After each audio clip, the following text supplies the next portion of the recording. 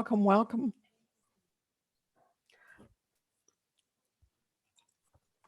I know that we have one person who's not going to be able to be here tonight, and we'll just wait for the other folks to trickle in. And let's do a quick check-in. Let's see, why don't you check in as a bird that might be coming in as a migratory bird or a long stayer. So I'll check in and say I had the pleasure of going to one of our mountain lakes Sunday, and I saw a loon in one of our lakes, and he was busy migrating. So he was here, which was totally quite unusual, and he was beautiful. So I love that because he was unusual. All right, Mark, what bird are you tonight? No doubt about it. I am a wild turkey. The wild turkeys in Western North Carolina continue to amaze me. Just a beautiful bird, and privileged to be able to see them, just about every morning. That's awesome. Thank you, Mark. Okay, Sandy Dingler, what about you? Well, let's see. I guess a hummingbird. I just bought a hummingbird feeder and I just love it. They settle me down when I look out the window and see them out there feeding. So I guess I'll be a hummingbird. Thank you, Sandy. And Mary, what about you?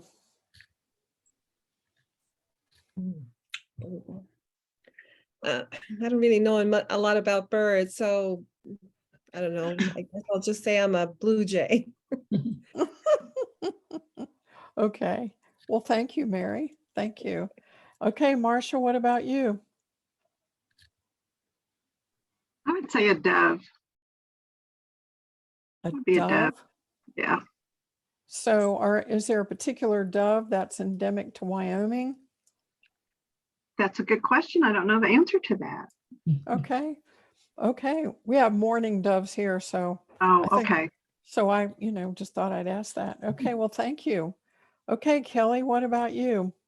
I'm a blue macaw because one lived with me for a long time. Oh, and how old did he get to be? Well, he's my son's. He left with him. He's 15, so he'll live to be 80. Whew. Wow. Totally awesome. He's a sweetheart most of the time.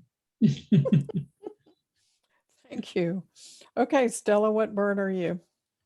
I was thinking we have a lot of different birds that fly through here, but I guess I'm always intrigued when there's an owl sitting in the tree. Mm-hmm. Thank you. Thank you, Kelly.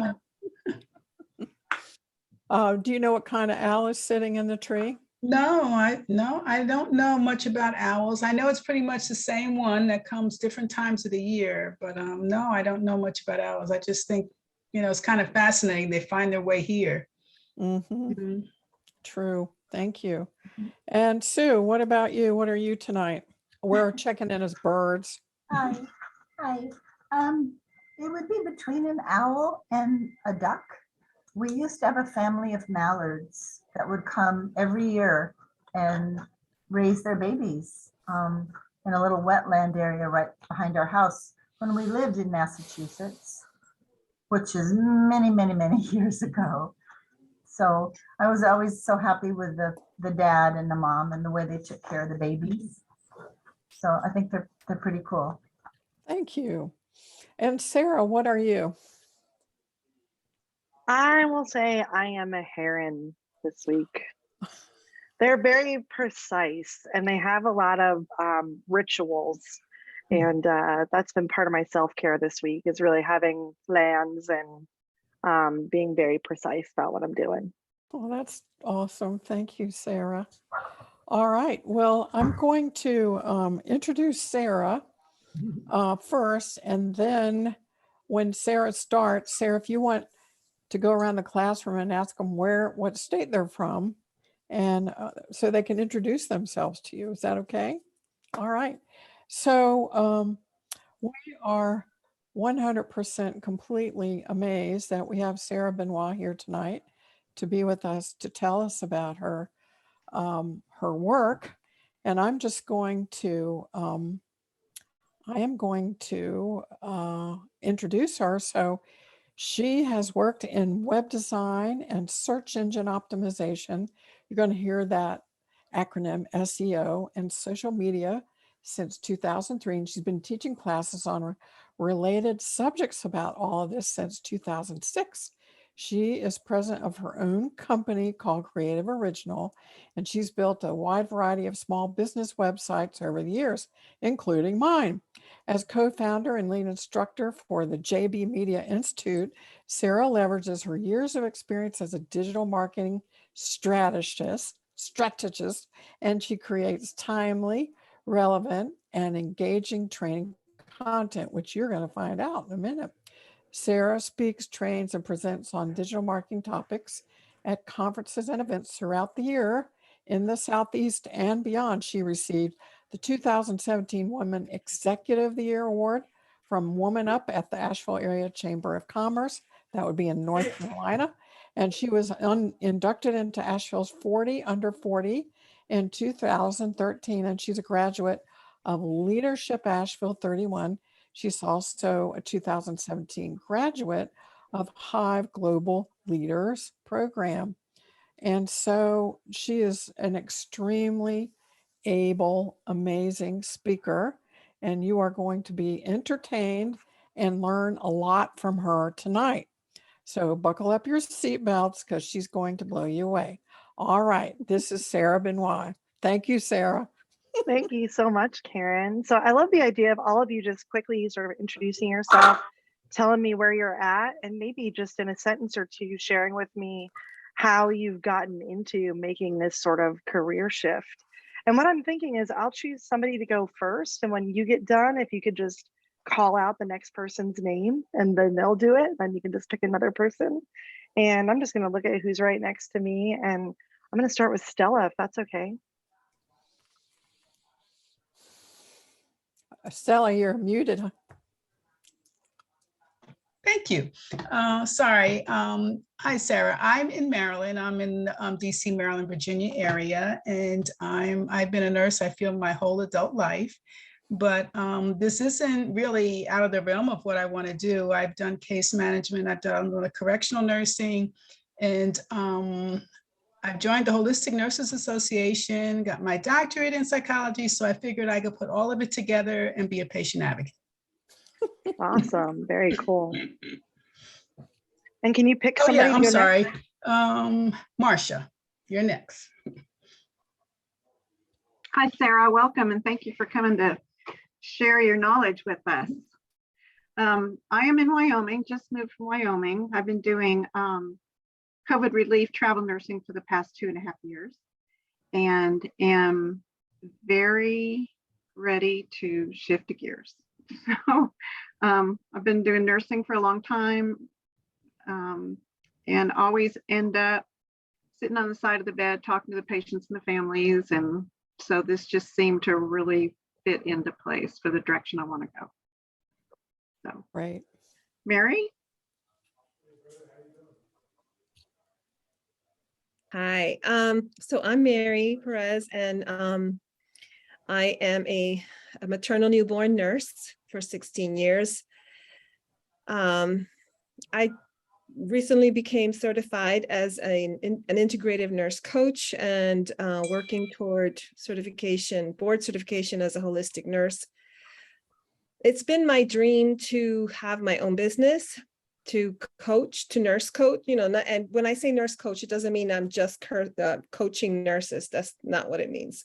So we're working with patients, clients, and feel that the patient advocacy program is in line with what I want to do.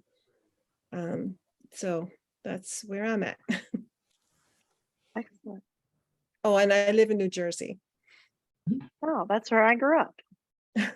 Oh, And do you want to pick somebody to go next?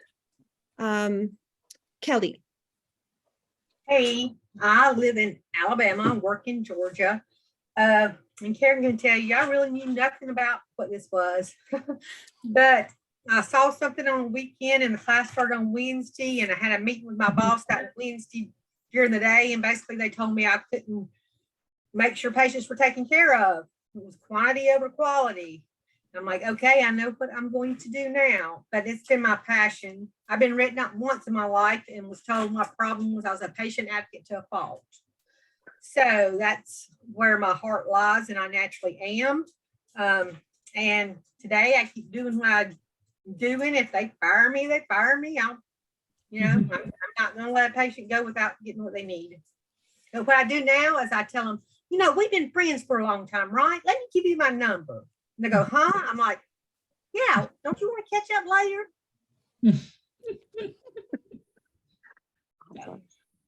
What God called me to do. And I think we have Sandy left maybe. And is there one other person in here? There's a Zoom user, and I don't know who that is, but Sandy. Sandy. Hello, I'm in Rock Hill, South Carolina. I just been nurse a long time. 23 as an RN, and before that an LPN. Traveled the country, worked all over the place, and I'm a certified case manager. I just believe in always doing the right thing for a patient. Sound familiar? So I guess Mark could be next. I think I saw Sue in there somewhere. Yeah, I was going to say, I Sue? think Sue will be next. Yeah. I think Sue, yeah. Hi. Oh gosh, I had something in my mind and it flew away. I've been RN also my whole adult life, which is quite long. And spent most of it in ambulatory care in the emergency department. And really towards the end, really got tired of people coming in a lot of pain and leaving with a prescription for tramadol or whatever else. And nobody's doing anything psychosocial, physiological, mind, body, spirit, nothing to find out why. And that really bugged me. And I joined the Holistic Nurses Association and then heard about Karen's class and decided that I really wanted to pursue this. And in addition, I had an amazingly bad 3 months as a patient myself, and the care was abysmal. And so between that own experience and my observations, decided that that's what I wanted to do, change. And this is a change. Awesome. Thank you. I think Anne Maria has joined us down. Oh, go ahead, Sue. I'm so sorry. I'm in Southern California. Awesome. Yay. Anne Maria is trying to join us and looks like they are frozen up a little.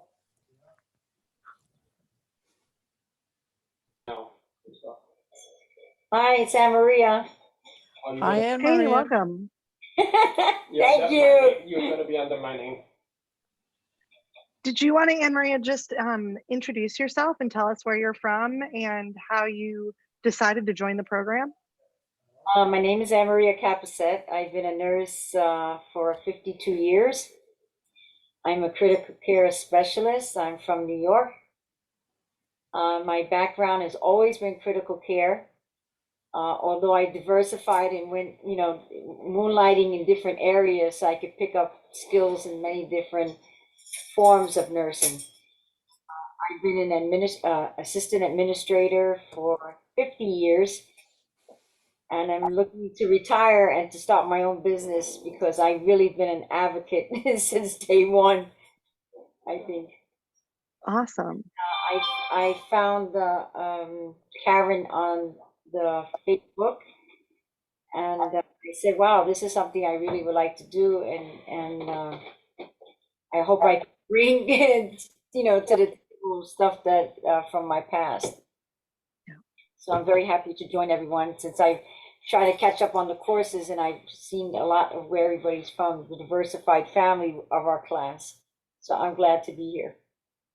Awesome, thank you.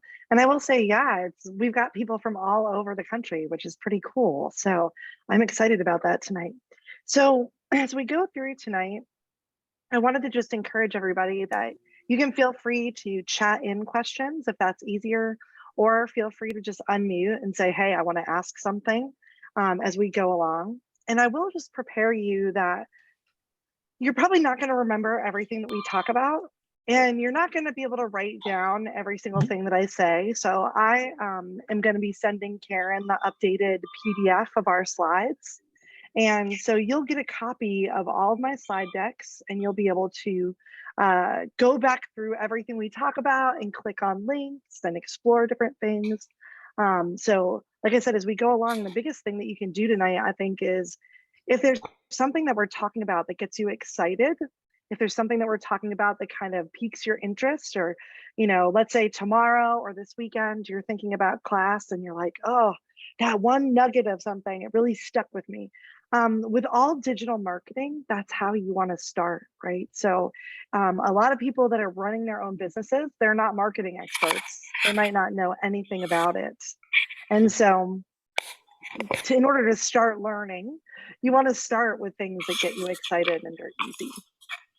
So I want to go ahead and just ask everybody if you could mute just while we're starting class, just because I'm getting some background noise there. Or Karen, you should also be able to mute people. I can't do it because I'm not the co-host, but you can monitor that if you don't mind. But yeah, so like I said, I'm going to share my screen so we can dig into the slides. But again, I'd love for y'all, do not feel like you can't interrupt me tonight. I teach all the time, so I'm very comfortable stopping anywhere along the way. And I know we're going to take a break at the top of the hour.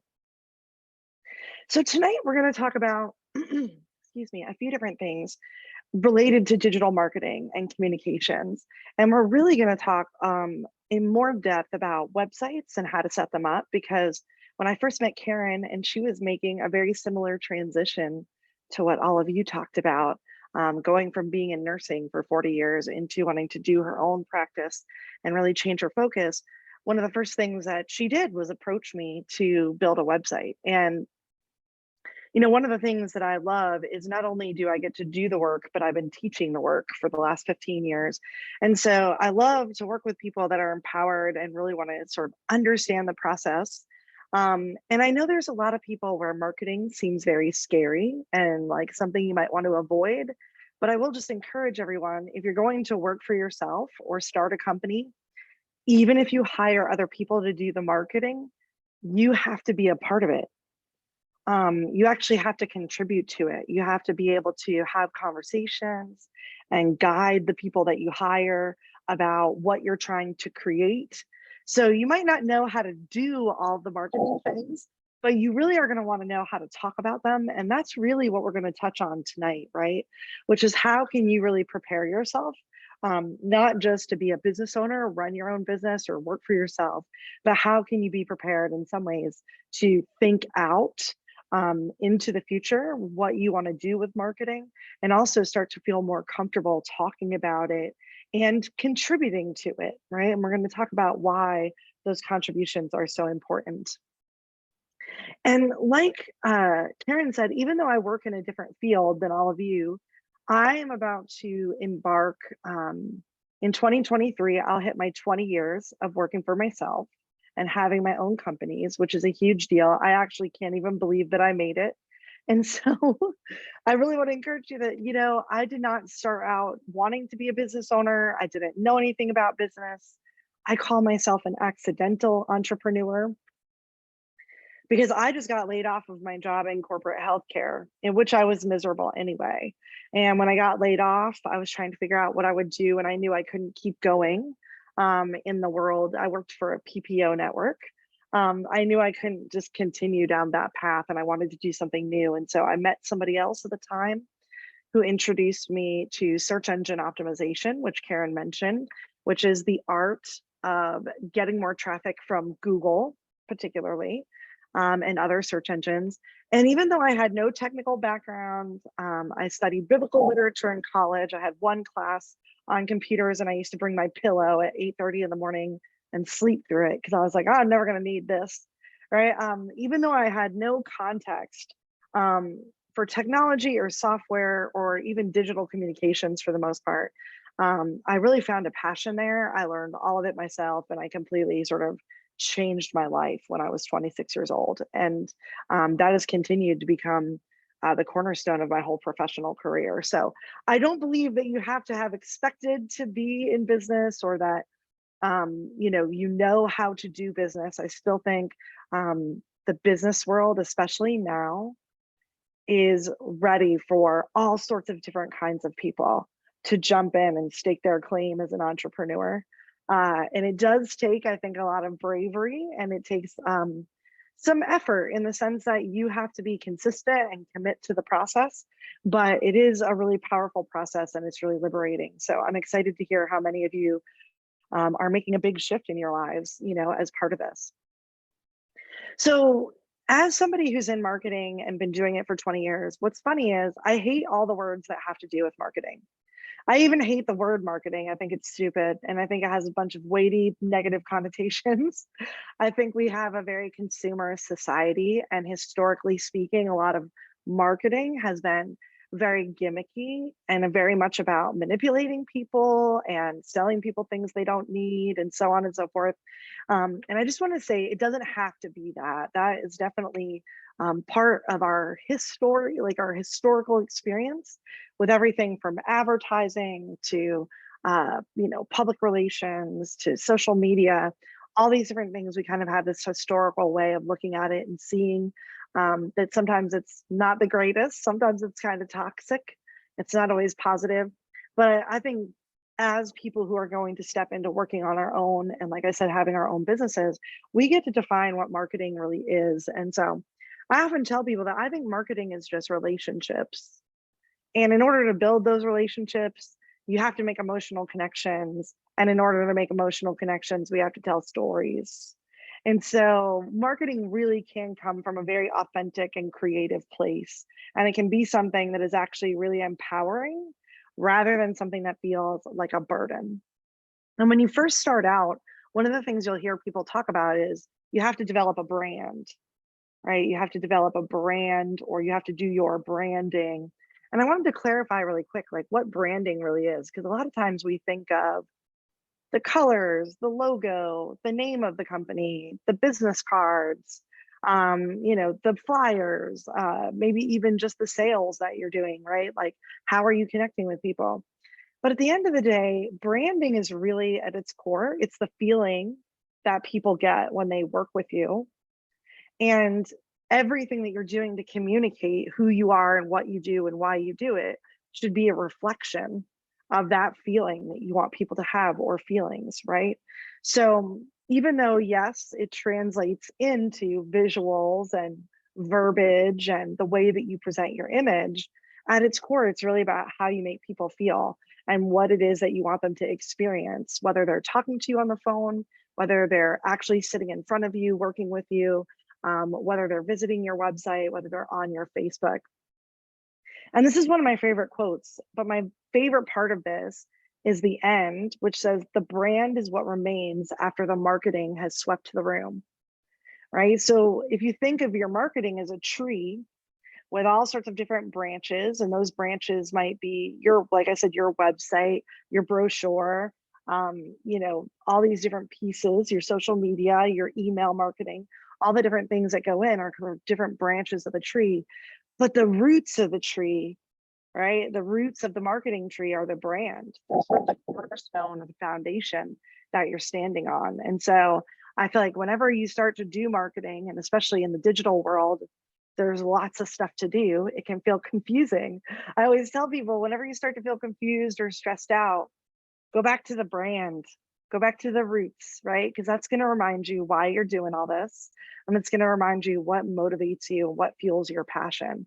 And so that branding piece, like James Heaton says here, it becomes the expression of the essential truth or value of what you have to offer. right? And this is why so many of us that own our own companies, we end up putting a lot of our own hearts and souls into it, right? Because that becomes part of the brand that we're developing. And even down the road, if that brand has 500 employees, those roots stay the same in a lot of ways, right? Those values. So when you're developing a brand, and for a lot of you as patient advocates, you may be like Karen and have a company name like, you know, RN Patient Advocacy of North Carolina. But the truth is, when Karen's actually out there selling her services, she is the brand, right? People are going to work with her directly. So even if she has a company name, it still comes down to who she is being a huge part of the business and how it's represented and how she wants to look online and things like that. And so you can see here, the core components of branding in my mind are the values. So they're the key like cornerstones of what you're doing, your mission and your vision. It's what you care about. It's why you started the company. I love to put together for people what we call origin stories, right? Sort of like superhero origins, like how did this company come to be? It's because a person had a dream or a vision. And then you have visuals. So a lot of times once you're clear on how you want to make people feel, the kind of image you want to put out there, that's what allows you to make good decisions about the colors, the fonts, and the style that you're presenting. And then the stories are a big part of the brand. So really all the stories that go into the company, how it started, why you started it, who's part of the company, what is happening with the clients and the patients, what do they have to say about their experience, right? How are you supporting the community?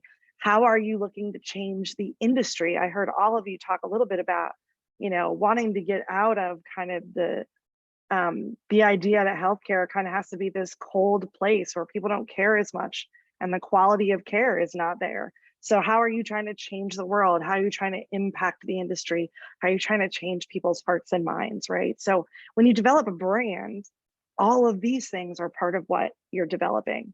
And I always tell this story in my other classes about Karen, that when we met, I asked her what she wanted her website to look at. We were kind of having a discovery conversation about this. And basically what she told me was she didn't want anybody wearing scrubs on her website. She didn't want anybody or anything with like the Blue Cross Blue Shield blue. She wanted to stay away from that. She wanted something more colorful. And so we got into kind of discussing like, all right, well, now that we sort of understand you don't want to do this more traditional healthcare looking stuff, what do you want to do? And when I asked her to send me some imagery of stuff that really spoke to her, she sent me an amazing website called Earth Porn, which is just like beautiful photos of places all across the earth, of natural places. And so that's how we decided to really focus her website on that nature imagery, and to think about how that imagery would create a feeling of peace, how it would create a feeling of sometimes like light breaking through the dark, how it would create a feeling of getting through something, having support. And there was lots of images of nature that really reflect that kind of feeling. And so it was a really awesome way to approach her website and her brand in general. And so I encourage all of you to be thinking about that, right? How do you want people to feel? And then start to put together some examples of things that make you feel that way. Because if you ever hire a web designer, they're going to want to talk to you about this, right? They're going to want to get a feel for what you perceive and what things mean, what feelings are represented by different things for you. And they're going to want to go back and forth and talk about it. So basically, once you've got that sort of feeling kind of laid out and you're thinking about, like I said, the different imagery that you'd like to be a part of your image, maybe you've even put together some verbiage and words. We're going to talk about that more in a minute. What you're going to find is you're probably going to want to work with a designer to create some basic brand assets. And a lot of times this is where you'd hire somebody to create your logo, or maybe you do it yourself. If you want to do it yourself and create some of your own branding on your own, I highly recommend a system called Canva, canva.com.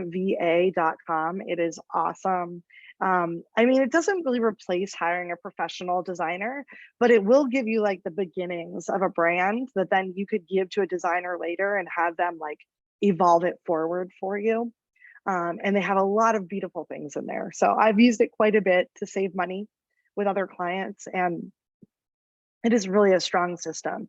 And so what you're really looking to do is to create a sort of logo, maybe to get some photos of yourself that you think look good, that represent you professionally. And I'm going to encourage you all again to go a little different direction than maybe the traditional headshot that we're all familiar with in like the professional business world, and really think about having photographs of you taken in a way that feels good and comfortable and natural. So it can be outside on your porch, it could be in your office. You can hire a photographer, or man, if you have an iPhone or a really nice Droid, you would be amazed at what kind of great photos you can take. And so, you know, putting some photos together of yourself and of different things. There's also great stock photography sites out there. Canva also has a lot of that. But you can get, you know, photos that you just get for free or purchase that are able to be used for commercial use. And then when you're choosing colors, you always want to remember that every color in the world has a code on the internet. And those codes are really key towards building up your visuals. And it's true even if you're doing print and things like that, you'll still need these kind of codes. And you know, there's lots of acronyms in marketing. So PMS and CMYK are for print, and then RGB and hex codes are for the internet. And so like if I'm in designing in Canva, if I click on a color, it'll actually show me the code. And it's like a little 6-digit number. I want to make, you know, a list of that, the different colors that I want to use. So I have eventually what we call a color palette. And then when you work with a professional, what's going to happen is they will probably start to work with you on what they call a brand guide or a style guide. And this is where sometimes you even start to put in more than just the visuals, like the colors, the pictures, the logos. You start to put in things like the tone, right? You start to put in ways that you like to be described. There's usually a million ways to say the same thing, right? And so you get to sort of pick and choose, like, how do you want to talk about yourself? A lot of times I'll include the mission and vision statements in here. And then we often create something we call audience personas or audience avatars. This is where you really want to think out, you know, who are the people that you want to attract? And I want to say, I realize all of you as patient advocates in your state, you'll be able to work with lots of different people, right? Pretty much anybody who needs a patient advocate is a potential customer. But here's the truth. We don't like everybody. And we definitely don't like everybody's families. So it is really important to understand, even though you can help everyone, there are going to be people that are really perfect for you, right? They're the right personality type. They have the right support systems. They have their family members have a certain approach to things that works for you. And so don't be afraid to know that in the beginning, because I will tell you, as a business owner, you learn pretty quickly in the first 3 years that saying yes to people who aren't a good fit is a mistake. It is better to give those people to somebody else and save your time and energy for the people who are really right for you. Again, because the nature of the work that you do is so personalized, right? You're not just selling people shoes or like booking their hotel or something, right? Like you're getting into their personal, private health information. You're finding out about all their health problems. You're meeting their family members, their significant others, their children potentially. And so it's really important to really think out in a deeper way. And this is where I often tell people, it's not just about demographics. It's not just about like the age of the person and the location and their gender. It's more about their values and who they are. And, you know, like I said, what kind of personality type they have, how they define support, right? And what you want to make sure is that the support you provide matches how they define it in some ways. Or in a lot of times, I think with the work that y'all do, you know, it's important that some of you are going to feel more comfortable dealing with people that are maybe more difficult. Some of you are going to feel less comfortable with those people. And so it's really important to think about just mapping that out for yourself, just brainstorming it. If you Googled audience personas or audience avatars, you get a ton of free information where you could use those as a guideline. But I just tell people, you know, think about the last 3 people that you worked with, that you helped, and why it worked so well, what you enjoyed about it, and what you think they got out of it. And the goal is to try to find more people like that, right? That appreciate your talents, your skills, and your style. And then you can often include some leadership quotes in your brand guide. What you're developing in the very beginning of your business with this type of, like I said, style guide is just making it easier for you going forward. Every time you create marketing, you've got this like baseline place to go back to. So a lot of times I create a Google Drive folder and I put all my assets in there. I have a bunch of documents in there with a mission and vision. And this just always, whether we're creating emails, whether we're creating social media, whether we're adding content to the website, whether we're doing a brochure, we've got everything together and everything will look consistent as we start to promote the business. So like I said, marketing is more than just ads and visuals. It's really about stories. We live in a world where people can buy anything from anyone at any time, pretty much, right? I can be online looking at products and services all day and all night for many devices. And at the end of the day, why people will choose you instead of somebody else is because they actually relate to you. And they can't relate to you if you're not actually telling your story, right? So one of the things I think a lot of businesses are still struggling with, even in 2022, is being too businessy, being too like bland, right? There's not enough sort of humanity in what they're saying online, and they're not getting the results that they need. And I know for small business owners, this is scary because we're actually putting ourselves out there, right? It feels risky. We're putting ourselves on the internet, not just the company. If you're the company, you are with the company when you get put out online. And so it's really about thinking about how humans have been telling stories for millions of years, potentially, right? And so essentially, as people, we're wired for this. We are all natural storytellers. You might not be the greatest writer or the greatest video person or whatever that is, but the truth is you are still a natural storyteller, because humans, that's actually how our brains work, right? And so I often tell people, sometimes with the word marketing, I just want to throw it out and just say, we're just telling our stories, right? And this is something that we're all good at, and we definitely have the ability to jump into the space and do it. And when we're telling our stories, what we want to focus on from a business perspective is we want to make the people that we're trying to reach the center of what we're doing, right? So we want to put their experience first. And I love this because I know as all of you are going into the field of patient advocacy, this is already part of what you do. So you're like uniquely ready for this part of it. Sometimes when people are selling products or they're selling other kinds of things, they're not in that mindset of putting everybody first before them and thinking empathetically, thinking with compassion. But you all are already in that space because the work that you do requires it. So I feel like that makes you all better and stronger at marketing. The reason storytelling becomes so valuable, like I said earlier, is because storytelling is what creates feelings for people. And although in business for many, many decades, I feel like in the United States, we kind of avoided talking about emotions or feelings unless we were talking about manipulating all the customers into things with our, jingles and all of our different sales strategies. As I started to dig more into marketing early in my career, I started studying neuroscience, and Antonio Damasio is probably one of my favorite neuroscientists. He's published some amazing studies for the last 30 years. But one of the biggest studies that he, created basically proved that when human beings make decisions or take actions, they use the cognitive and the emotional parts of their brain, right? They light up at the same time. And the more complex or conflicting or difficult the decision gets, the more stressful it gets, the more their cognitive brain backs off and their emotional brain comes up to the forefront, right? So we're talking about things like the amygdala and the ventromedial prefrontal cortex, right? They get really lit up when things are getting difficult.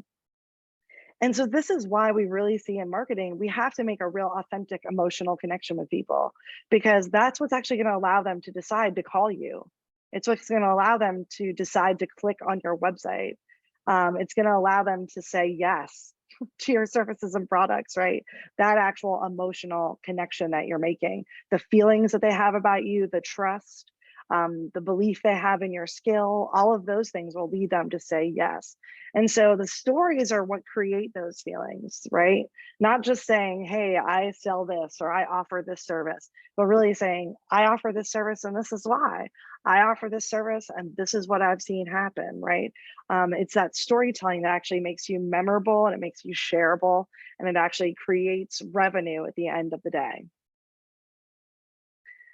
Those feelings that you give people also affect their memory. So living in the world of the internet, where what most people are doing is this, right? Just scroll, scroll, scroll, looking at a million pieces of information, forgetting like 99.9% of it every single day. Most of us are deleting everything we look at, minus like 1 or 2 things in a day. To me, one of the things that really makes your content stronger and your presence online stronger is knowing the stories that you want to tell and doing a really good job of telling them, and also telling them in a bunch of different ways, whether that's video, written, pictures, right? Coming up with many different ways to tell the story. Because if you can connect with people in a way that causes them to feel something, they're actually much more likely to remember you later, right? So the emotional part of our brain has a huge role to play in how deeply things imprint into our memories. And so all businesses, we have to think about this, just because otherwise it's easy for us to end up in a sea of things online that just get kind of forgotten. So I'm curious, how many of you, has anyone here written a mission or a vision statement before, or have one of their own? I see Sue nodding. Anybody else ever done that before? I'm just looking through that. I've attempted. I just don't know how great I was at it. I'm right there with Mary. Awesome. Anybody else? Excellent. Well, hopefully this will give you all a template to maybe play around with. And, you know, just so you know, everybody who's ever written a mission or vision, it takes weeks. It takes everybody weeks because, again, you're trying to decide what are the right words. You want to get feedback from other people to make sure they understand it. But just to sort of break down the parts here of what you can be working on, the mission statement defines, you know, a community, an organization, a business's current and immediate goals and its approach to reaching those goals. Right? So it's basically explaining your reason for existing. In some ways, we can see this a little bit like we're saying, this is what we do and why we do it, right? So it's usually very in the now, it's very in the moment of, you know, this is kind of where we exist. And this is, you know, the purpose behind the work that we're doing. The vision statement is really about what you see for the future. It's actually supposed to be the aspirational part of the business. So the mission is where you're at, and the vision is where you want to go and what you want to see happen, right? The mission is often, I think, a little bit like more specific and focused on your company in a very specific way, where I feel like the mission statement is more about like, what is it that you're trying to contribute to the world in the long run, right? Like, what is that success that you see? And so when you combine these things, what you get is a really strong statement of purpose and direction for people to connect to. So they often say your vision statement should inspire people to dream and your mission statement should inspire them to act, right? And so that's kind of the purpose of those two different things.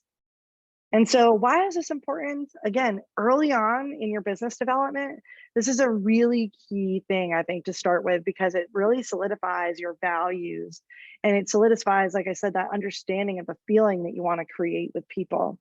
And it gives you a way to begin the language, right? How do you want to talk about yourself and how do you want to build this image?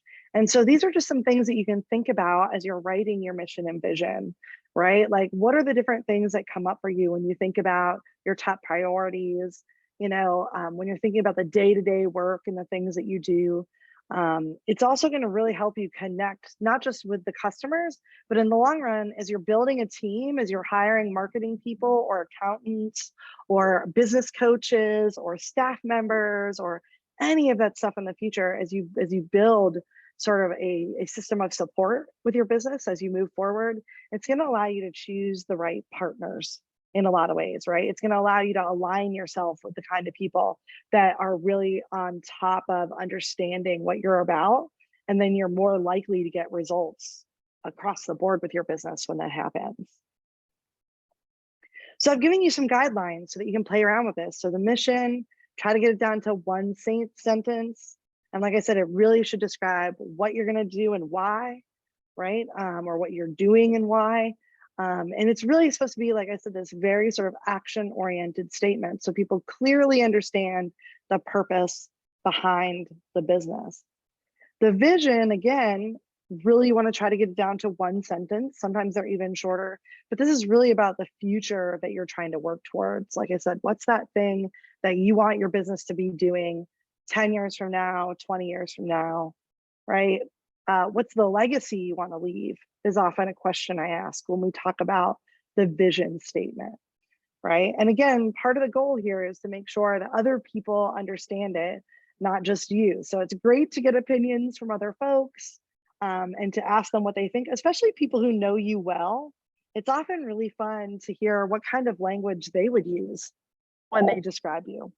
So I often encourage people to do that too. If you've worked with people that you trust, get 3 to 5 of them to tell you, the top reasons they think you're good at your job, or the top things that they think you've contributed, and really pay attention to the way that they describe you. Because sometimes other people describe us in ways that we are not even thinking of, right? And sometimes they're almost more accurate than what we're coming up with in our own head. So here's some good examples, right? So the Human Rights Campaign, their mission is working to achieve LGBTQ equality, and their vision is equality for everyone. Feeding America, their mission is to feed America's hungry through a nationwide network of member food banks, and to engage our country in the fight to end hunger. But their vision is a hunger-free America, right? And San Diego Zoo, their mission is a conservation, education, and recreation organization dedicated to the reproduction, protection, and exhibition of animals, plants, and their habitats. But their vision is to become a world leader at connecting people to wildlife and conservation. So you can see pretty clearly that it's like, this is what we're doing now. This is what we really want to see the future look like. So sometimes that helps too, to break these two things apart, because when you try to combine them into one statement, they end up getting longer and longer and kind of more involved. So I like that we kind of split those two up. And there's some others in here as well that you can take a look at. I think Nature Conservancy is probably one of my favorites. Their mission is to conserve the lands and waters on which all life depends, but their vision is to leave a sustainable world for future generations. So it's really their mission contributes to the vision overall. So when it comes to really thinking about your business in the beginning and starting this branding process, again, even if you hired someone to do it for you, it would be really important that you can have conversations about this part of your business and why you're doing it, what it means to you, to share the vision and mission with folks, to give them some examples of pictures or other companies or just other websites, even in general, where you feel like it gives that feeling. Because, a lot of times when you work with a designer, they're going to try to extract a vision out of your head. And so they need a lot of information from you to get clear on what that vision is supposed to be. But I think at the end of the day, it all boils down to this, very famous Maya Angelou quote, which is that people will forget what you said, they'll forget what you did, but they never forget how you made them feel. And to me, that should be the cornerstone of our brands. That's really what we should be focusing on is, yes, it's for sales. Yes, it's for marketing. Yes, it's for business. But at the end of the day, nothing actually happens if we don't actually connect with people, right? It's imperative that they relate. So a few things about website basics. Websites are a really complex world, and especially for people who are new and they've never built a website before. Again, I want to encourage you, it's unfortunately not as easy as just like going to the supermarket and buying a bunch of things in your cart, or, going and trying on a bunch of clothes and buying an outfit. Essentially, you have to be integrally involved in the website design process. Because at the end of the day, if two things are going on. One, the website has to appropriately represent you as a professional and the brand that you're hoping to build. But two, I often remind people when they're working with me on a website, hey, we're not building the website for you. You are the business owner and you are writing me the check, but we're building the website for the potential customers, right? We're actually building it for them. So it can't just be about what you want and your vision and what you think about websites. It has to be about actually the standards of website design. It has to be understanding like the basics of what people do on the internet and how it works. And so that's where it really becomes this interesting combination of effort between the designer or the person that's helping you build a website and you as the business leader, right? You have to really work together to create the best website possible. But there's a few things that you can sort of know about before you get started in this process that'll be super helpful.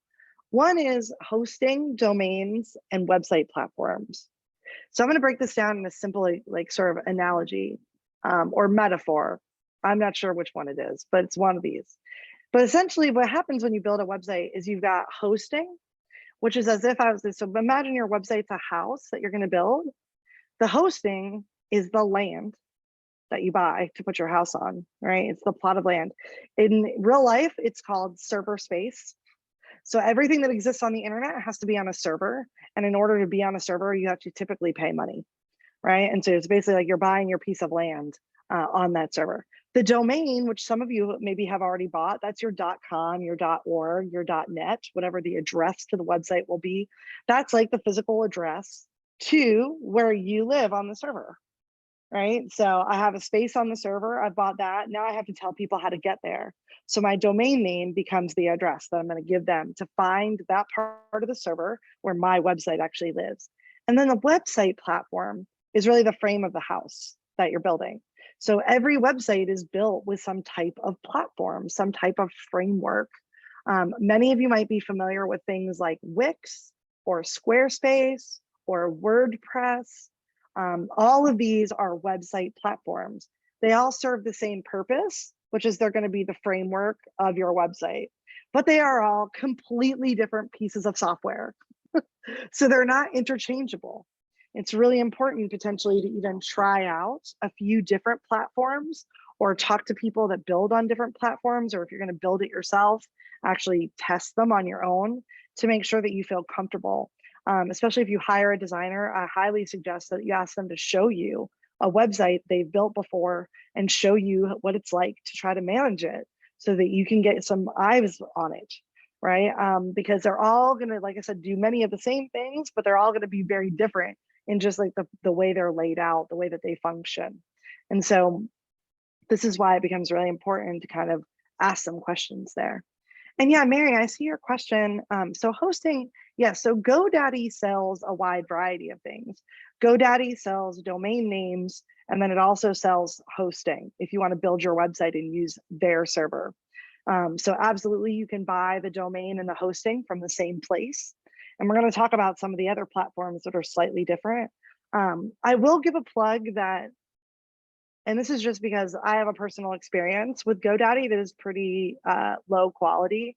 I buy domain names from them if I absolutely have to, but I really don't like to buy my hosting from there. And there's a lot that goes into that. I have a values misalignment with the GoDaddy company. And so I took my sites off there a long time ago because of that values misalignment. That's gotten a lot better just because the original owner of that company is now like gone bye-bye. And I think it's a better company without that guy. But you know, there is a way, like if you have all your domain names on GoDaddy, you could still get your hosting from somewhere else, right? There is a way to connect them if they're purchased from two different accounts. So you can buy them from the same place, or they can be from two different places, and there'd just be some extra steps to connect them. So website platforms, like I said, they come in many shapes and sizes. If you're going to build a website on your own, there's going to be certain things that you'll want to consider. And if you're going to hire somebody like me to build your website, there's going to be limitations to what I will do and not do. So all designers, a lot of us, for instance, I don't know many professional designers that will build on Wix. They won't do it.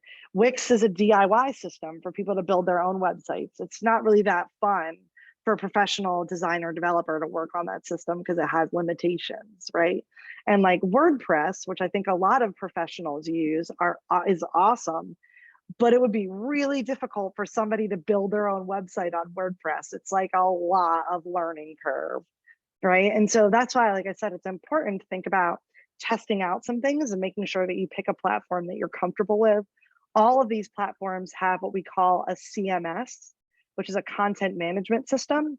That's the part of the website that lets you change out the text and the photos and the layouts and like adjust certain things on the website. So any website that you have, whether you build it yourself or somebody built it, you should be able to make basic edits on your own when you need to, because that's pretty much the standard in the field now. So like 20 years ago, there was lots of web designers that sold you a website and then essentially they had to do all the changes.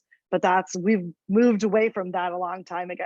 So like I said, there is going to be a place where you need to be empowered to make some changes on your own. And a lot of times I would tell people to check with their designer if they're working on a project with a professional to make sure that at the end, they're going to provide some training for you on how to update the website. I like to give my clients training videos so they can watch them anytime and make their own changes. Sometimes I'll do sit downs as well so that they can just like ask me questions and things like that. And then I know we're going to take a break in just a minute, but I was going to say, before we take that break, I'll just start us off with this thought. One of the things about websites, whether you build it yourself or you build it with somebody else, doing it for you, is that planning is going to be really, really just imperative. So like taking a lot of the stuff that we talked about in the branding and then getting even more specific about it so that when you go to a web designer or you start to build your own website, you've got a bunch of things organized and you're really in the right mindset to build a site. Because again, sometimes people, I think, expect that they're just going to be able to throw it together and it's going to be super easy, but there's a lot of decisions to be made. And so I'm going to walk you through a little bit more of this checklist. But I think this is something that it sounds like some of you have already got some things together. So I just want to encourage you again to think about having a Google folder, having a document with like where you bought your domain and the username and password, and having some photos in a folder and starting to maybe do your audience avatars, having all that stuff in one place. Later on, you're going to be really glad you have that because you can share it with the web designer and you can talk to them about some things on this list that'll be really, really important. But I know, Karen, we wanted to take a break right at 8, right? So this is a perfect time for us to take 5 minutes, 10 minutes. Oh, I think you're muted. Sorry. 5 minutes. So let's come back at 8:07. No problem. Any other questions? Just about what we already covered?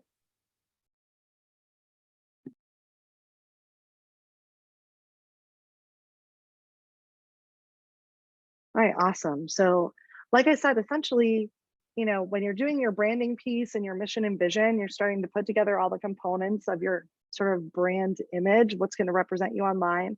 And then you sort of take that when you get ready to build your website and you start to really look at, okay, I need to put together some clear information so that if I'm going to build my own website, I've got everything really accessible and I'm not searching my computer for hours looking for photos and things like that. I've already chosen the photos I want on the website. And then you really want to have things like the logo, the color palette, if you have any fonts that you prefer, or styles of fonts that you want to use, putting together again, sort of maybe audience avatars or personas. So you have some of that brainstormed out. All of that is going to be super beneficial in the website building process. The other things that you want to do for your own health, and also, again, if you want to communicate it to somebody who's going to build your website, is one, really, what do you want the website to do? Why are we building it? A lot of people skip this question because they're like, well, I'm building it because I'm supposed to have one. Well, I just want to be clear, but that's not a good enough reason to build a website. We have to understand the purpose of the website. If you don't know the purpose of the website, nobody who visits it will ever understand the purpose of it. So it's like, really, if you're going to spend money, or if you don't spend money, you spend time, let me tell you, it's going to be a lot of time. So when you build your own website or you pay somebody, you really want to make sure that you understand what the ultimate end result is here. What's going to make you feel like it was worth the time, the money, or both, right? When people get there, what do you want them to get out of it, right? What do you want them to do? Do you want them to call you? Do you want them to complete a contact form? Do you want them to sign up for a program? You have to be able to clearly communicate the goals of the website so that when you're building out the website, you actually make those goals very apparent to the people visiting it. For most people, when they visit your website, you don't want them to have to guess what to do. Because if they have to guess what to do, the actual truth is they just leave. They don't spend any time guessing. a few weeks ago, I said to somebody, I was like, well, what is the purpose of this page? And she was like, well, you know, so people can surf the website. And I was like, oh, I'm really sorry, but nobody surfs the website. Like that's like 1995. Like nobody surfs the website. We're all living in this world, right? We're all living in this. This phone delivers everything to me. I don't know about you all, but I don't go on the internet and surf around. I just click on different things on my phone and it delivers stuff to me. So we're pretty much living in a world where that's what people expect, right? They don't want to have to search for information. They just want to know that you have what they need and here's how I take the next step, right? So we got to make sure it's really simple. Also, as you start to look at the internet after this class, I want to encourage you to take note of websites when you're on them, where you're like, oh, I like this website. I like this feature. I like how easy this is. Start to put little notes in a document somewhere about this or put them in your notebook. And then when you find a website that you really hate, save that link too. Because when you, again, get ready to design things yourself, you might have to pick templates and things like that. If you work with a designer, they're going to ask you for opinions about all sorts of things that they want you to decide in the process. One of the things that's really going to help is for you to have this like sort of literal visual and real example of what you really like and what you don't like. Because a lot of it is very subjective. There are some website usability standards that we're going to talk about, but there's so many things that come into the look and feel of a website that's pretty subjective. And so, you know, what you think is elegant might not be what somebody else thinks is elegant. A color that you think is really soothing might not work for somebody else.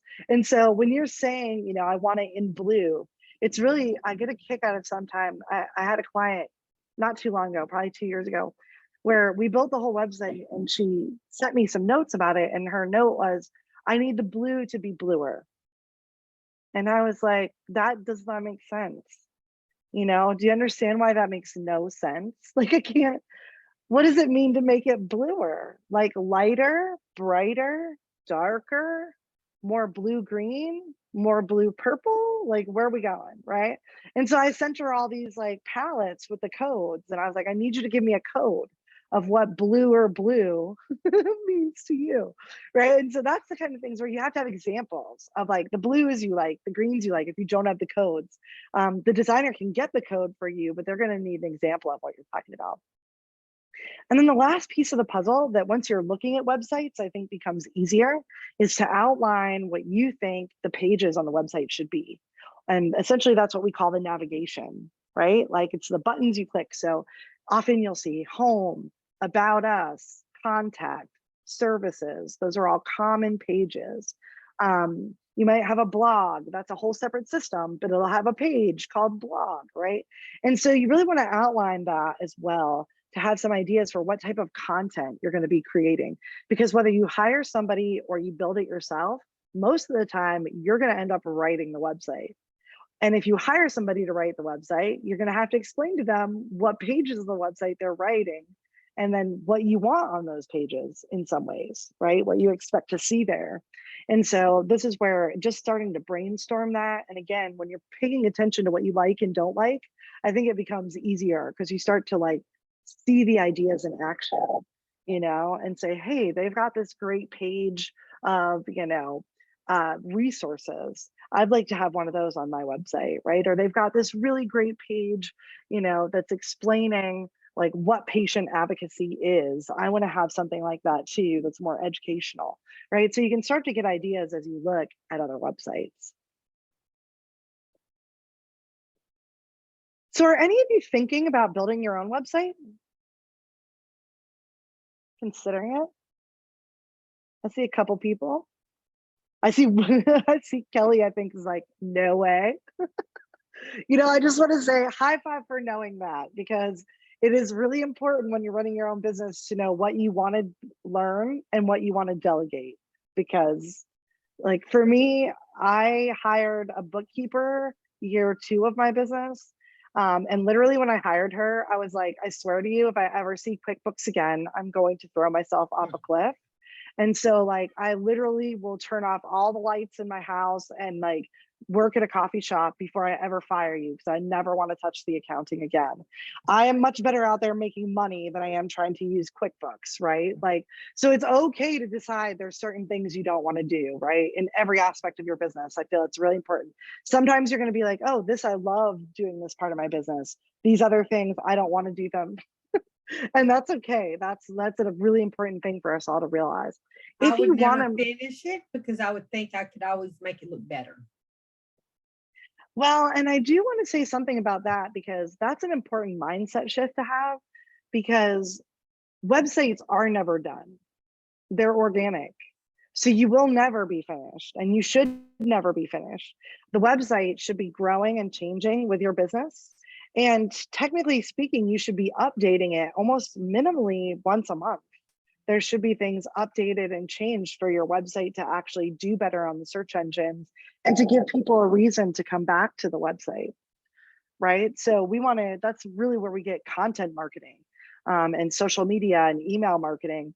We're not just contacting those people in general through those channels. We're also usually sharing reasons why they should come back and look at the website again. So actually it's a great point, because I often tell people you have to let go of the perfectionist thing. It's not a thing anymore, right? There has to be a time in which the website is ready for the public and we launch it, and we might still be making changes even after we launch, and that's okay. It just has to be as close to where we need it to be. But if you decide to do it yourself, I did just want to throw out a few kind of awesome options.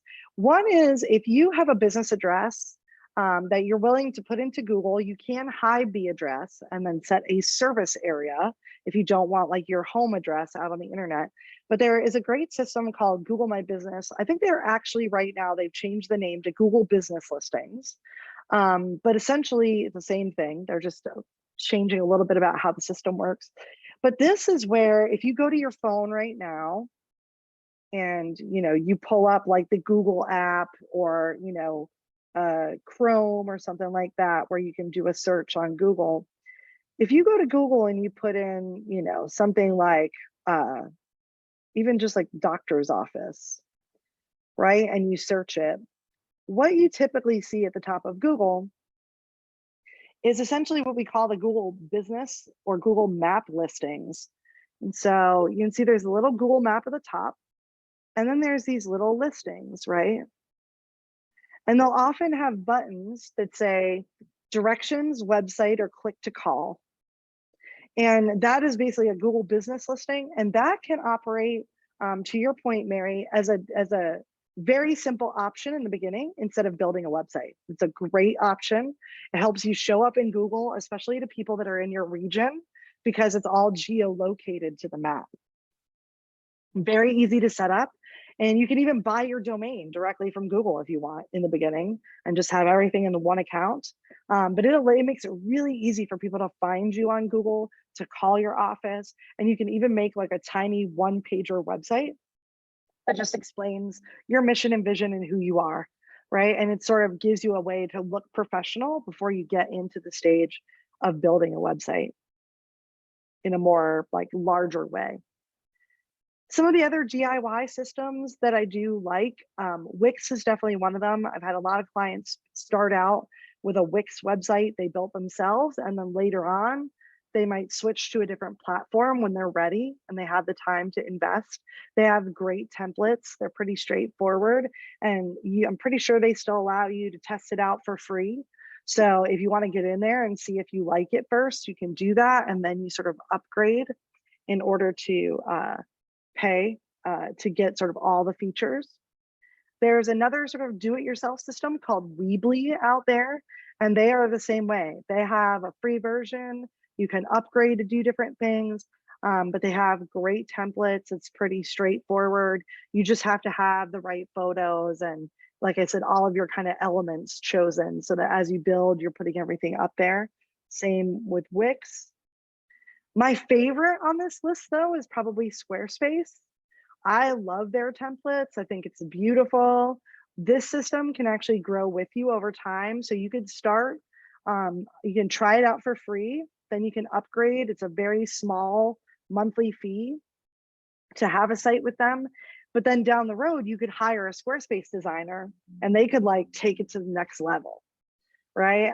And their packages go from like, I think it's like $12 a month to like $30 a month to like $50 a month, depending on what you're trying to do.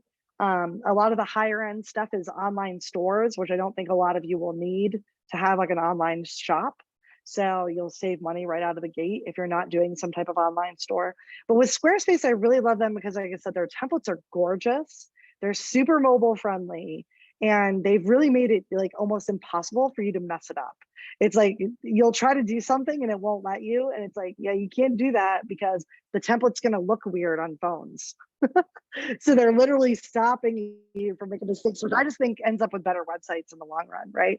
But then again, like I said, down the road, if you want to hire somebody to work with you, there are plenty of Squarespace designers out there. And as you see in these slides, all of these systems, you can buy your domain right with the platform. So you can have it all in one place if you'd like to do that. And then WordPress has two different styles. So there is something called WordPress.com.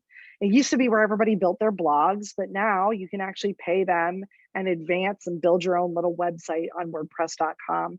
It's very similar to Squarespace. I'm a big fan of it, although I think these guys have a bigger learning curve than Squarespace. I think Squarespace keeps it much simpler. You know, this is sort of their version of a DIY system.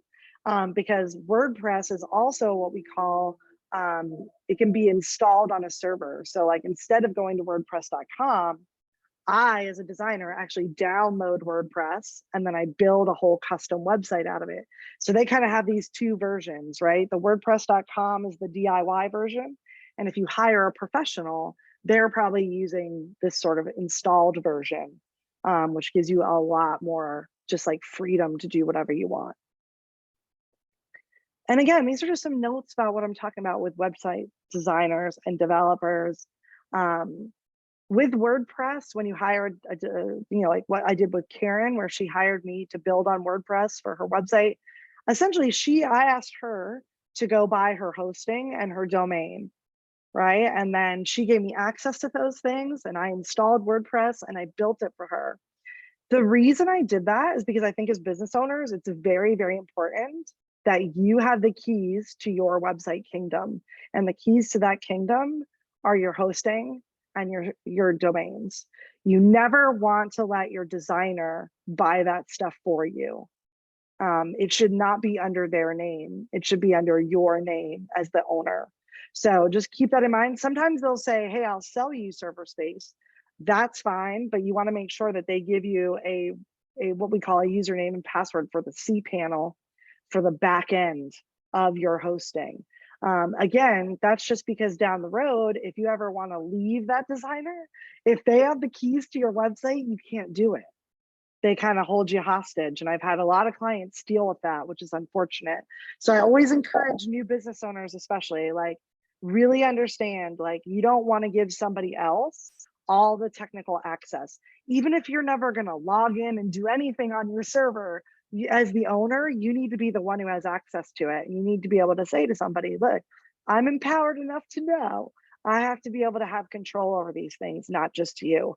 And so again, you want to save those usernames and passwords somewhere and be really clear. Also with WordPress and any other system that you'd hire a designer for, every year you're going to have to renew the hosting and the domain, right? So like when I build on Squarespace, I pay them a monthly fee, takes care of everything.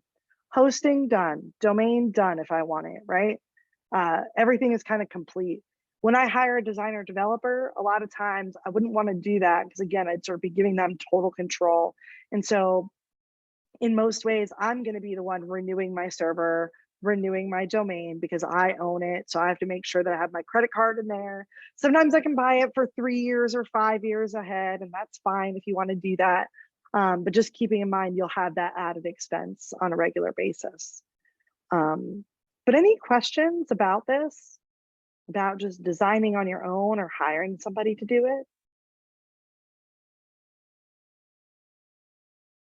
Awesome. The one tip I will give everybody is just remember, when you start this process, you'll be like, I don't know what I'm doing. I'm not a web designer. I don't know what I'm doing, right? And that's okay. That's where everybody starts. So especially when you pick a designer or developer, I really want to encourage you to make sure that you feel like two things are true. One, that this is somebody you can really talk to, right? That you feel like you have a good communication with them, that their communication style works for you. And the other is that they can explain to you the project management of building your website. And what that means is like, how is the project going to be managed? Who are you going to be able to talk to every week about what's going on with the project? Who's going to help you understand the different things that you need to provide? Who's going to be able to answer your questions, and how frequently are you allowed to ask them, right? So I just got done building a website over the last 3 months. I launched it yesterday. It was super exciting. I will say it's like a feather in my cap because my clients in DC actually called me all together as a team after we launched the website to tell me at about 4 o'clock yesterday that Amy Klobuchar had seen it and really liked it, and that they were about to go into a meeting with Vice President Kamala Harris, and she was going to get to see the website that I built, which was super exciting. You know, when I met with them, I went over a lot of information with them and really explained to them my process. I was like, look, we're going to take 3 months. You guys are responsible for all these items, and this is when I'm going to need them. And I also said to the team, look, you get to email me. We do a check-in every Tuesday. So I would check in with them for 30 minutes at 9 a.m. every Tuesday. And on Tuesday, they were allowed to send me an email with any questions or issues or things that had come up over the last week. But I had to explain to them, you guys can't just have 5 people emailing me whenever you have a feeling, sending me all sorts of different decisions out of order. And like, because I'm not going to be able to manage the project that way, right? I need you guys to really stick to how we're doing it. When we launched the website, I said, look, we have a spreadsheet. We're all going to test the website today. And if there's any problems, I want you to put them in the spreadsheet. So we had a whole spreadsheet, and there's 7 people out there clicking on all the buttons, testing all the forms, looking at the website. And then I could easily look at the spreadsheet and see Elizabeth saw this problem on this page.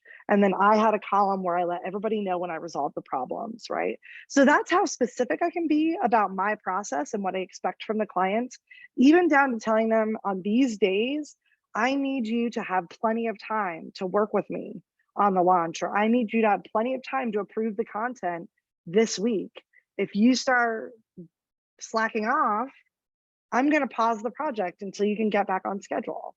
Right. And so to me, I just want to encourage everybody, if you hire somebody, make sure they're this organized, because sometimes what happens is you get into the project and they get busy and you're running behind and nobody's communicating. And all of a sudden a website that was supposed to take 3 months is taking 6 months.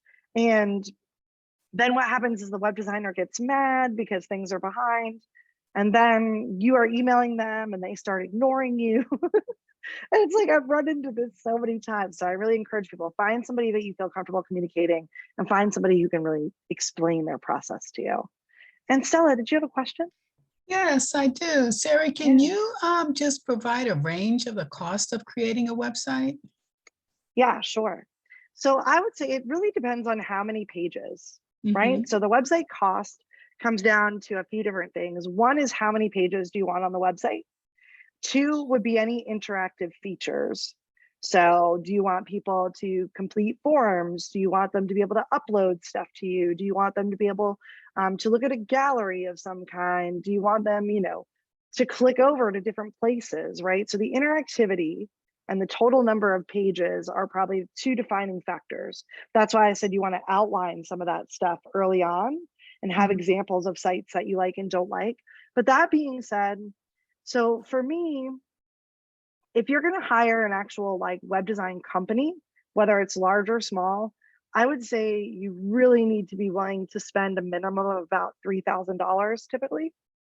And it can go up to as high as 10, depending on who you're hiring and their skill set.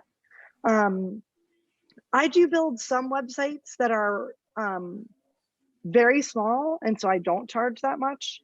I have definitely built websites for $1,500 or maybe $2,500.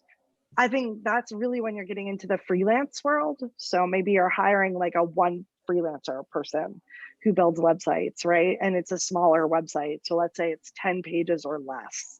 right? Or maybe even 5 pages to begin with, if you want to get down to like that $1,500, $2,000 range with a freelancer. But I say most of the time, if you're going to hire like an actual professional agency, then minimum is 3,000. Lots of them have a minimum of 5. I work with a lot of small businesses. And so because that's part of my like actual mission and vision, I don't like building big websites. As a matter of fact, I refuse to build a website over about $6,000 because I just hate those projects and the clients drive me insane. I built like a $25,000 website once and I was like, I would really never want to do that again. So my websites are usually somewhere between like 3,000 and 6,000, depending on size. But that's a typical price, I would say, in that range. Okay. Sarah, can you talk about, do you need the money all up front, or can the owner of the website you're building pay you in increments? Yeah, so that is actually that's going to be just across the board, like really depend on the designer and what their experience has been. Every design team, I think we write our contracts based on our experience. Many of us do a 50% deposit and then a 50% final payment before you go live or right when you go live. Although so many designers that I know, we have had problematic situations with that, where somebody wouldn't make the final payment or just really drag the project out. So like I changed my contract, so you have to pay me 3 times. So you give me half up front, and then you give me 25% about partway through, and then you give me the final 25% when we go live. There are some people that would let you pay in like monthly increments, but I think you're going to find that's much less frequent. Just because most of the time it's going to be so much upfront work that we need that larger deposit to cover the cost. Like, so for me, when I get a 50% deposit, it's because I'm immediately going to have a programmer and developer working with me. He's also going to help me with the design. So I have to be able to pay his fees until we get to the end of the project. And so like, I need that money up front so that I can. And so it also depends on whether or not they have staff, whether it's contract, whether it's, like actually in-house staff. And so they adjust sort of based on that, but you usually don't have to pay for everything at the beginning. There's usually some sort of upfront cost. Like I said, usually 50%, and then there's some sort of payout after that. Another question, if Yeah. you were to start in doing it yourself, a DIY website, and later on you wanted it modified by a developer, do they take that into consideration, do you know? Or is it like starting from scratch? Yeah, so I think where you have the most potential for that is Squarespace. Okay. Like if you build your own website on Squarespace and then you go to a Squarespace designer and say, I want you to kind of take this to the next level or add some things to it, that's going to be more common. I think Wix, I'm pretty sure Wix has like a database of designers that they recommend, like Squarespace does. It's going to be hard to find like a local Wix designer in the US because it's not that popular for designers to use it here. But like Wix, if you started building your own DIY website there, you might just have to go back to their website later and look around and see, are there sort of Wix approved designers that would help you make some additional, more advanced changes to the system. So those are probably the 2 that'll work best. WordPress, I would say if you built your own website on WordPress, any designer that you hire is going to tell you they want to start over and they're going to build their own version of it. That's just the nature of WordPress, because every designer has, each of us has our own special set of WordPress tools that we like, and we want to use our tools. We don't want to use other people's tools. And so that's just part of the way the platform works. And so you'll have a harder time with WordPress doing something like that. Weebly, I think, is the other one. There's not very many Weebly designers. So if you build there on your own, it's going to be pretty difficult, I think, to find somebody who would take over the project later. Okay. Yeah, it's funny. My contractor who's worked with me for 14 years, Dan and I, we're one of the only teams in Asheville, in our entire city, that works on websites that we didn't build. So I have a bunch of clients where their original designers had to leave, or maybe they had a fight with them or something. And so we have probably, I'd say at this time, we've maybe got like 6 sites that we actually help with the sites, but we didn't build them and we didn't redesign them. We offered to continue to work on those websites. But I will just say it's very hard to find agencies that will do that. Most web design, if you buy like freelancers or maybe a little more flexible, like those sort of one-person teams. But when you get into agencies, they usually have their own system for building websites and they don't want to deviate because it would be too hard to make money from a business model standpoint. One of the other things that we skip over with websites all the time is this conversation around website usability and user experience. So one of the things that I do with a lot of my website clients is I explain to them from the very first meeting that when we build their website, there's going to be a bunch of times where they ask me for stuff and I say no. And that I really need them to understand that I never say no to something that a client asks me for because I just want to say no because I'm mean and I don't care about them. I actually say no because they hired me as an expert to guide them through the process of building their website. And because of that, I know certain things should not be done because there are standards, and those standards are part of what we call website usability and something called user experience, which is actually its own whole separate part of the industry. We often refer to this as UX. And what this basically refers to is the ease that people have when they're using your website, how fast it loads, how easy it is to follow, how simple it is to use on every device, how clear the messaging is, right? How clear the calls to action are so that we know the visitors really understand what we want them to do. So it's really about like, how easy is your website to use? How simple is it for people to follow the steps that you're asking them to take?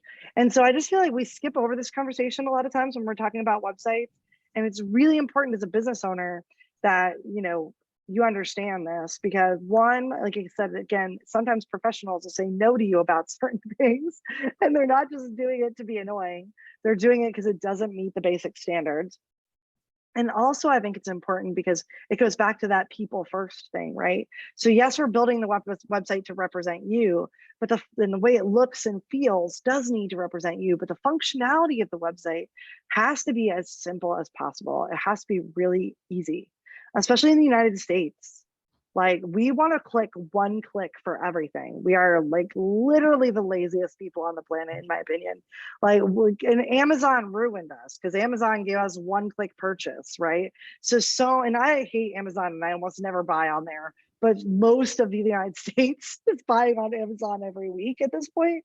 And so like Amazon spoiled everybody, and it's like now you just instant gratification across the board, right? So that's that sort of habit that we all have. Everybody else has that habit as well. And so we really want to make sure that we don't overcomplicate our websites in any way, right? We really just want to keep things simple. We want it to be as clear as possible. We don't want things to be too long. A good example is I often remind people, like when you write a website, it has to be completely scannable. It should be a page with headings and subheadings so somebody can hit the page, scan the content, get the main points, and then decide if they want to read more deeply. Most people, like literally 90% of America, except for about 10% of the people that have a highly detailed personality and must read every word, 90% of Americans genuinely, they want to scan something, they look for the section that's most important to them, and they read that section. They do not read from top to bottom. And you can't write websites like you write an essay, right? Because what happens in the United States is our brain looks at like 3 paragraphs of text and we literally go, I don't have time with that for that. And so we leave the website. So that's just a good example of like a basic usability principle that we all kind of need to know. And so it really, website usability is about understanding the needs and the values and the abilities and the limitations and expectations of your audiences. So really thinking from their perspective, right? When they get to the website, is it going to be easy for them to find the information they need? Is it going to be easy for them to contact me? Is it going to be easy for them to just do the things that are going to make me feel like the website is working for me? So that's why I always think about those calls to action, right? Where do we want them to click? What do we want them to do? We want to make those things obvious. Another example of usability would be a lot of times people build websites, they want everything to match.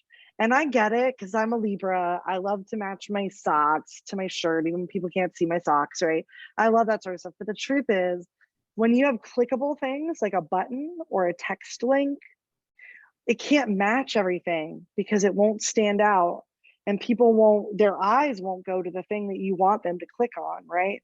So I often tell people when you're putting together your colors, you might see my main colors are purple and green. And I'm like, cool, but we need one brighter contrast color that's going to be the click color, right? It's going to be the pop color, the thing that grabs their attention. And so a great example of this is PayPal. They've tried to change their button over the years. They kept trying to change it to green and doing a bunch of studies and tests. And the truth is that ugly yellow, it catches everybody's eye. And then the yellow became such a part of their brand. It's now what people look for, right? When they see that yellow, they know it's a PayPal button and they trust it because PayPal's been around for so long.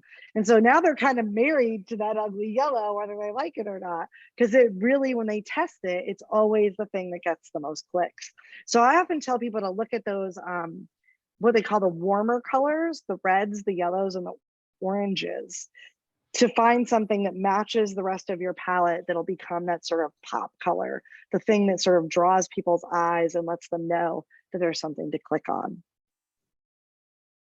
And also just keeping in mind, a lot of times when we're building websites, we're doing it on our computers, but we really want to understand most people are here.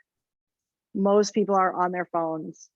So however your computer looks on however your website looks on your computer is important, but you want to look at it on a tablet, you want to look at it on a smartphone, you want to get 5 of your friends to all look at their smartphones, and just see how it looks and make sure that everything is just as usable, regardless of device, because that's really the world we live in now. Everybody expects websites to work perfectly, regardless of which device they're on: a big computer, a desktop, a laptop, a phone, a tablet, a big phone, a little phone.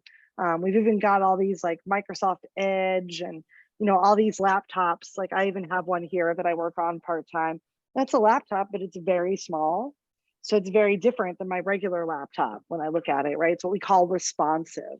So it means that when you're building your website, every time somebody's on a different device, the website actually changes size and it reorganizes the content depending on the device. And so this is just something that's a standard. One thing that I love is that, like Squarespace, like I said, they've locked their templates down.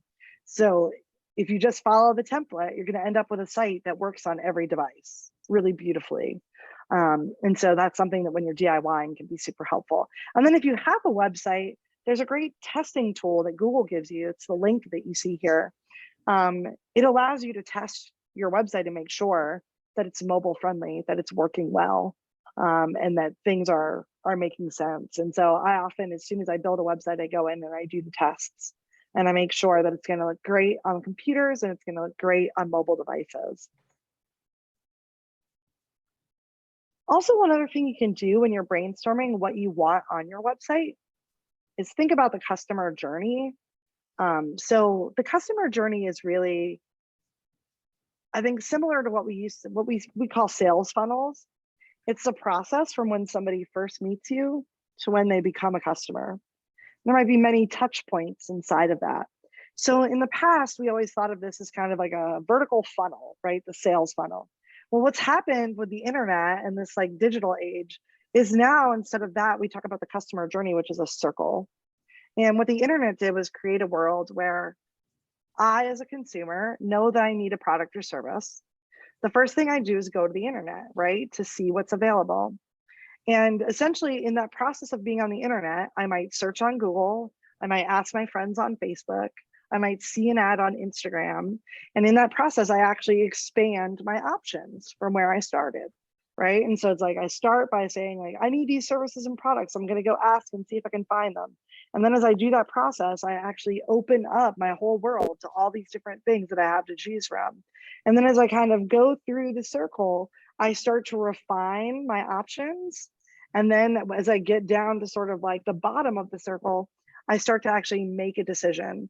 And when I make the decision to purchase or hire or buy something, essentially, if it goes well, I might do it again. That's what they call the loyalty loop, right? So it's a circle inside of the bigger circle. Or if I don't have a good experience, I might start the process over again. And I might actually go back and look at my options and then choose a different provider, right? So the customer journey, what you're going to see with your website is there can be things on your website that are really helpful in all parts of the customer journey. So like your about section is going to allow people to really understand who you are and where you come from and get to know you. Your services section might be where they look once they've decided that they think you might be a good fit, right? Then basically, as they're getting closer to making a decision, they might end up on your services page again, then they might end up on your contact page, or they might end up actually calling you, right? Or filling out a form. So just thinking about that as you're thinking about putting together a website is valuable, because it helps you really think again about like, what do I want people to do here, right? I mean, I think we all know we want people to contact us so that they can become a client. That's number one. But there may be a bunch of other steps before they get to that step. So how can we facilitate it, right? One of the best things that people can have on their websites is a great FAQs page, a great frequently asked questions page that allows people to get answers to the questions that they need to sort of understand before they decide to contact you. Also putting even testimonials throughout your website can be really valuable. So people are reading about a service and then they see somebody giving a testimonial for that service. It really helps them make the decision, right? And move through the journey. And then one thing I like to highlight is that about 7 or 8 years ago, Google did some great studies around how we're all using mobile devices. And they came up with what they call micro moments. And these are basically what's driving people on their mobile phones. And this relates to what I showed you earlier with the Google business listings, is that people often are using their phones to figure out all sorts of things in the moment. And what Google was able to identify, because they have the ability to look at millions of pieces of data around people's behavior, is that people have I want to know, I want to go, I want to do, and I want to buy moments, right? And so to me, this again helps me think about what I want to put on the website.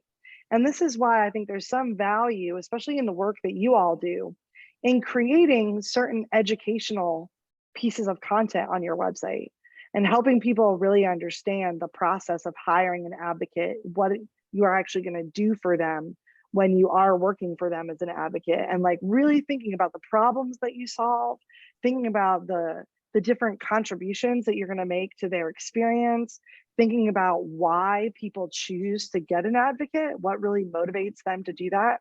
Because you can think about how you write and create the content for your website to speak to those things, right? And again, all of this is just so that when people get to your website, they feel like it's super relevant to their needs. When they think that your website's really relevant to them, they actually stay there and then they actually do something, right? So it's just another good way to kind of put together some awesome ideas and to brainstorm how you would actually put the content together. Once you have your website up and going, you're going to probably focus more on actually promoting and marketing the website. If you decide you're not ready for a website yet, then you can be using a lot of other tools to market and promote and let other people know what you're offering. So earlier on the break, I was talking to Mary about how you don't necessarily need a website to start marketing and promoting yourself. You can actually use social media. You can start to build an email list. You can do a lot of other things while you're waiting to make that leap into the world of websites. And so I've just put together some really great tips around how to market yourself, especially when we're talking about digital stuff. And some of this I think really relates to what we already talked about, especially with the website itself. But making sure that you have clear goals, whether it's social media, whether it's emails, whether it's calling people on the phone, whatever it is, it's really important to just be like, I'm going to do things that have a purpose, and I'm going to try to like have a goal, whether it's I want to make 2 new contacts this month, and potentially have at least 1 meeting with them about coming on as a client, right? Having even simple things like that is really valuable. All those graphic things we talked about, you'll need for all of your marketing, not just your website, all that branding stuff, all the mission and vision work, the avatars of your customers, that stuff's going to pour into every other thing that you do. So that's why in the beginning, it's a good idea to build up that information, start brainstorming, start organizing some stuff somewhere so that you are really kind of building, like I said, something that you can keep going back to and pulling from whenever you're working on your marketing. And then if you're using social media or email, or you have a website, tracking and reporting is amazing. You can have Google Analytics on your website, which will tell you all about how many people come there, what geographic locations they come from, which pages they look at, all of that stuff.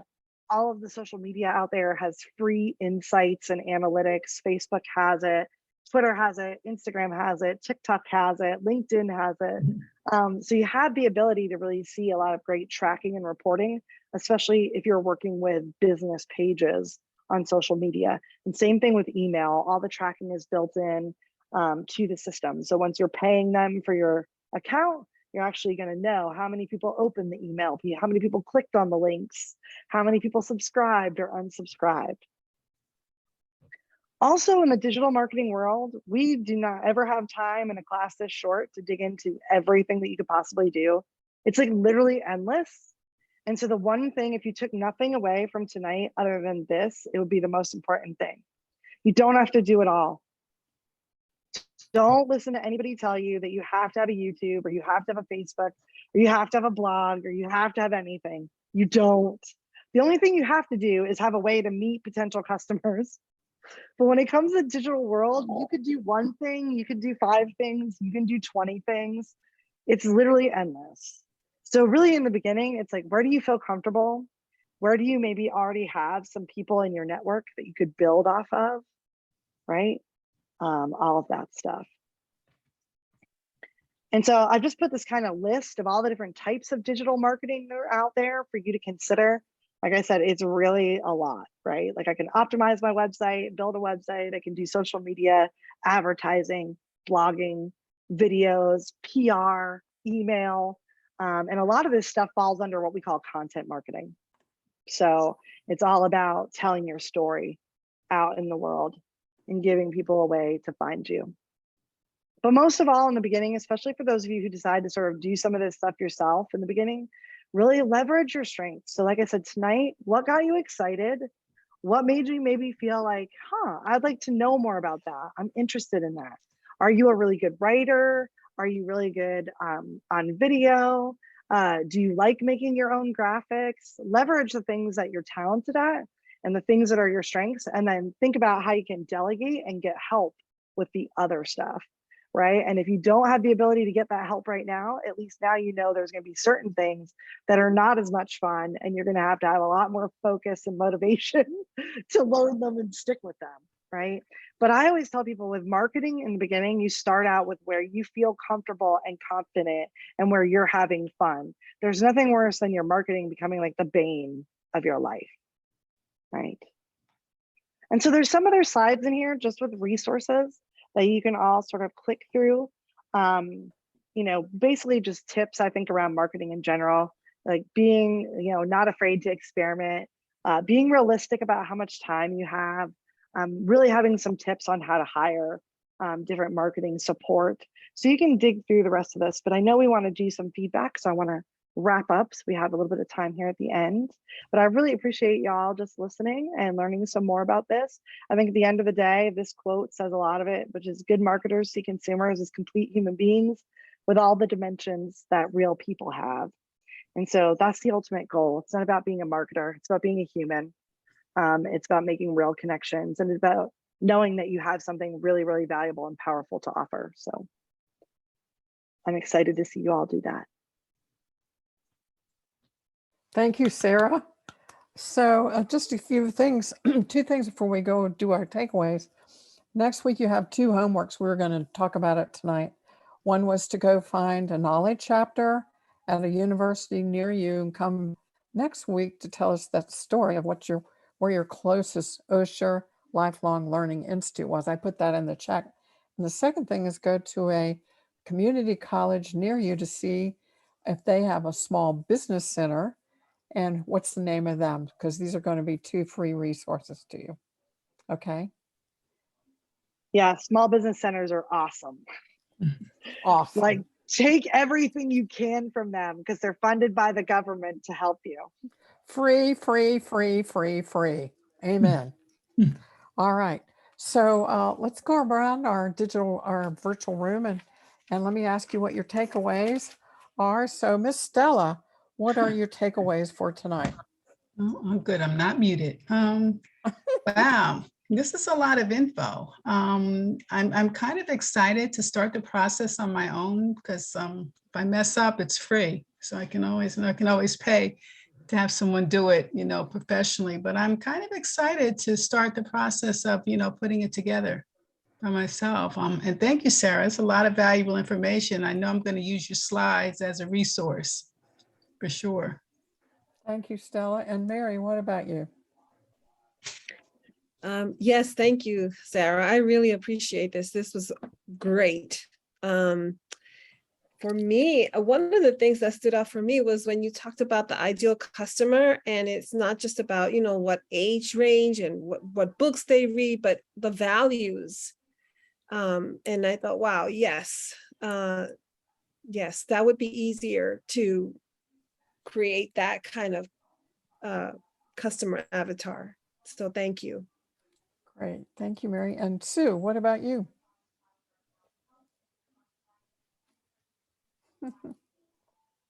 There.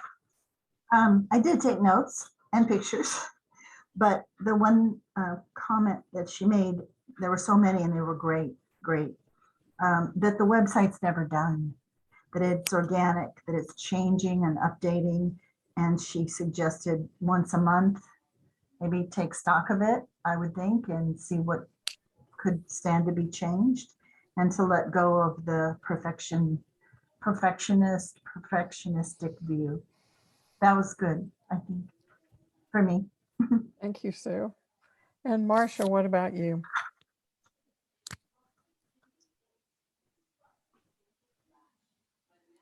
I think what amazed me, Sarah, was that you said it would take weeks and months to build. I had in my brain that this would be, it'll take, a few days. We'll sit down and have it done in a day or two, maybe 3 days. Wow. So yeah, I took a lot of notes. And I think I have to back up and work on the mission and vision statements and go from there. Thank you, Marcia. And Chelsea, what about you? I'd say actually that you don't have to do it all, and where to start. I think that's really helpful because I was a little overwhelmed in the process of all the different ways that you can connect with people and where do you go, which one. So focusing on one that you're really comfortable with and starting from there, that was my best takeaway. Thanks, Chelsea. And Kelly. Yeah, it's a lot of information. What I learned the most was everything you need to gather and have together to be able to do that. But currently, when I'm educating my patients, if the conversation takes us there, I tell them that I'm going to be doing this in the future, because if it does, I know we already have a good rapport, and just ask, if they want to give me their information, and when I started, I can let them know. Just go ahead, and I don't think that's like illegal or wrong, because they're giving it to me free, right? Of their own volition or whatever. Yes, I was just going to say, we call that consent, right? Yeah, So as yeah. long as somebody consents With to give everybody you the looking over your shoulder information. these days, you're just like, but anyhow, yeah, our conversations go there. And so I just already have a stack of stuff, that I feel like I'm gonna send some information to, and then by word of mouth. I mean, I'm a relic where I am. I mean, everybody knows me, like especially in the cardiology world. So Thank you, Kelly. And Sandy, what about you? Well, I was really like the part where every media type needs to have great access and how to check that. But then I started thinking about the types of persons that I will be reaching out to are the ones that have pretty much been left by the wayside with technology. I was trying to help someone with Social Security, and do you know that now it's built in? They have to be able to do a text, receive the text message, and if they can't do it that way. They have to revert to another way. And I just did not realize all these things have been built in. This is just for somebody getting regular old Social Security that they are due because of age. And so I was pretty shocked by that there's built-in things to prevent people from doing that. If they're really not if they can't, if they don't have the right device to do that. So anyway, I've certainly learned a lot, and thank you. Thank you, Sandy. And Anne Maria, what about you? I really learned a lot. It's a little overwhelming for me because my first thing was I am going to find me a small business loan area, to help me with a little bit of guidance and financial assistance for it. But it was a little bit overwhelming for me. It was very interesting, very, very interesting. Thank you for that. Thank you. Mark, any comments from you? That Sarah is truly an amazing person. She does amazing things, as her poster says in the back there. Karen and I have known Sarah for a long time, but we live in a world today. It may not be your clientele, but maybe their friends or their family. That we go to the internet to affirm things, and your website, your social media presence is an extension of what you communicate to your friends and family and how you work, and it can really work for you. Thank you, Mark. And for me, Sarah, it's awesome. I always learn a lot from you every single time I hear this. And Sarah's been a speaker for us in this school ever since it started in 2019. So thank you for your great wisdom and great presentations. So now we're going to say goodbye, and we have a hand signal that we show at the end of every class. So it goes like this. And that's the universal sign for love. And we are so grateful to have you. Thanks, Sarah, and everybody. See you next week. Okay. Bye. Thank you all so Bye. much. Bye. Have a great week. Okay. Bye. you. Bye. Thank you. Bye.